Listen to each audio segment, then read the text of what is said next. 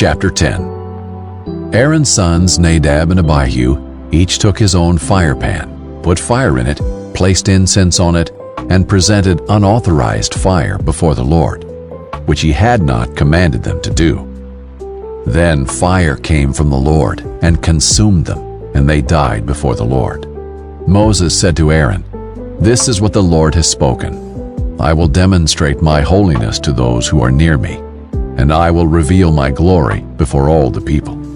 And Aaron remained silent.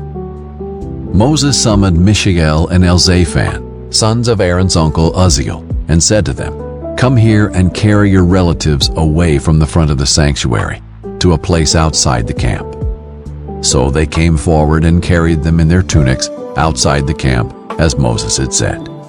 Then Moses said to Aaron and his sons Eleazar and Ithamar, "Do not let your hair hang loose, and do not tear your clothes, or else you will die, and the Lord will become angry with the whole community. However, your brothers, the whole house of Israel, may weep over the fire that the Lord has caused. You must not go outside the entrance to the tent of meeting, or you will die, for the Lord's anointing oil is on you." So they did as Moses said. The Lord spoke to Aaron, "You and your sons are not to drink wine or beer when you enter the tent of meeting, or else you will die. This is a permanent statute throughout your generations.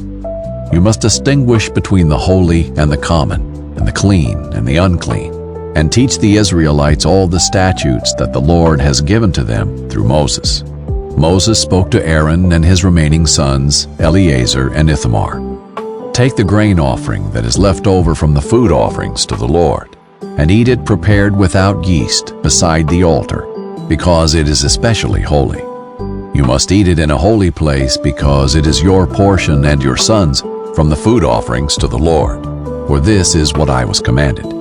But you and your sons and your daughters may eat the breast of the presentation offering and the thigh of the contribution in any ceremonially clean place, because these portions have been assigned to you and your children from the Israelites' fellowship sacrifices. They are to bring the thigh of the contribution and the breast of the presentation offering, together with the food offerings of fat portions, to present as a presentation offering before the Lord. It will belong permanently to you and your children, as the Lord commanded."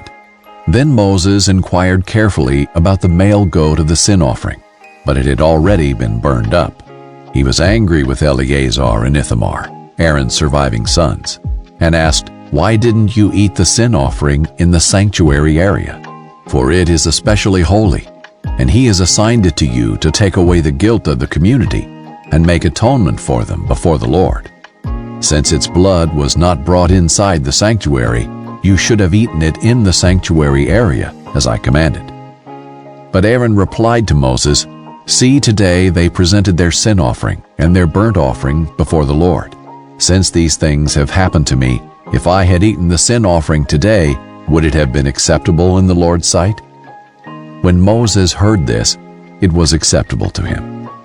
Chapter 11. The Lord spoke to Moses and Aaron, "Tell the Israelites you may eat all these kinds of land animals. You may eat any animal with divided hooves and that chews the cud. But among the ones that chew the cud or have divided hooves, you are not to eat these. Camels, though they chew the cud, do not have divided hooves. They are unclean for you. Hyraxes, though they chew the cud, do not have hooves. They are unclean for you. Hares, though they chew the cud, do not have hooves. They are unclean for you. Pigs, though they have divided hooves, do not chew the cud. They are unclean for you. Do not eat any of their meat or touch their carcasses. They are unclean for you. This is what you may eat from all that is in the water. You may eat everything in the water that has fins and scales, whether in the seas or streams, but these are to be abhorrent to you. Everything in the seas or streams that does not have fins and scales, among all the swarming things and other living creatures in the water, they are to remain abhorrent to you. You must not eat any of their meat, and you must abhor their carcasses. Everything in the water that does not have fins and scales will be abhorrent to you. You are to abhor these birds. They must not be eaten because they are abhorrent: eagles, bearded vultures, Egyptian vultures, kites, any kind of falcon, every kind of raven, ostriches, short-eared owls, gulls, any kind of hawk, little owls, cormorants, long-eared owls, barn owls, eagle owls, ospreys, storks, any kind of heron, hoopoes, and bats. All winged insects that walk on all fours are to be abhorrent to you, but you may eat these kinds of all the winged insects that walk on all fours, those that have jointed legs above their feet for hopping on the ground. You may eat these, any kind of locust, katydid, cricket, and grasshopper. All other winged insects that have 4 feet are to be abhorrent to you. These will make you unclean. Whoever touches their carcasses will be unclean until evening, and whoever carries any of their carcasses is to wash his clothes and will be unclean until evening. All animals that have hooves but do not have a divided hoof and do not chew the cud are unclean for you. Whoever touches them becomes unclean. All the 4-footed animals that walk on their paws are unclean for you. Whoever touches their carcasses will be unclean until evening, and anyone who carries their carcasses is to wash his clothes and will be unclean until evening. They are unclean for you.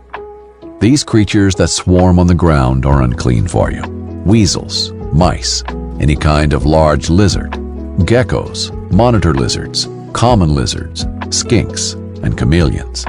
These are unclean for you among all the swarming creatures. Whoever touches them when they are dead will be unclean until evening.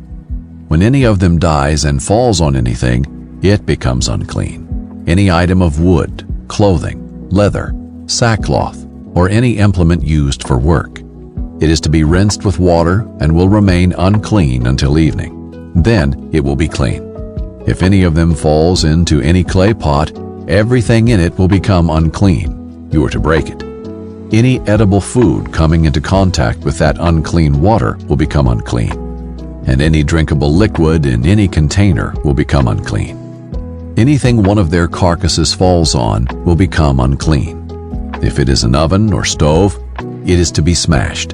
It is unclean and will remain unclean for you. A spring or cistern containing water will remain clean, but someone who touches a carcass in it will become unclean. If one of their carcasses falls on any seed that is to be sown, it is clean. But if water has been put on the seed and one of their carcasses falls on it, it is unclean for you. If one of the animals that you use for food dies, anyone who touches its carcass will be unclean until evening. Anyone who eats some of its carcass is to wash his clothes and will be unclean until evening. Anyone who carries its carcass must wash his clothes and will be unclean until evening. All the creatures that swarm on the earth are abhorrent. They must not be eaten. Do not eat any of the creatures that swarm on the earth, anything that moves on its belly or walks on all fours or on many feet, for they are abhorrent. Do not become contaminated by any creature that swarms. Do not become unclean or defiled by them, for I am the Lord your God. So you must consecrate yourselves and be holy, because I am holy. Do not defile yourselves by any swarming creature that crawls on the ground. For I am the Lord who brought you up from the land of Egypt to be your God. So you must be holy, because I am holy. This is the law concerning animals, birds, all living creatures that move in the water, and all creatures that swarm on the ground, in order to distinguish between the unclean and the clean, between the animals that may be eaten and those that may not be eaten. Chapter 12. The Lord spoke to Moses, "Tell the Israelites, when a woman becomes pregnant and gives birth to a male child, she will be unclean 7 days, as she is during the days of her menstrual impurity. The flesh of his foreskin must be circumcised on the 8th day. She will continue in purification from her bleeding for 33 days. She must not touch any holy thing or go into the sanctuary until completing her days of purification. But if she gives birth to a female child, she will be unclean for 2 weeks, as she is during her menstrual impurity. She will continue in purification from her bleeding for 66 days. When her days of purification are complete, whether for a son or daughter, she is to bring to the priest at the entrance to the tent of meeting a year-old male lamb for a burnt offering, and a young pigeon or a turtle dove for a sin offering. He will present them before the Lord and make atonement on her behalf. She will be clean from her discharge of blood. This is the law for a woman giving birth, whether to a male or female. But if she doesn't have sufficient means for a sheep, she may take 2 turtle doves or 2 young pigeons, one for a burnt offering and the other for a sin offering. Then the priest will make atonement on her behalf, and she will be clean.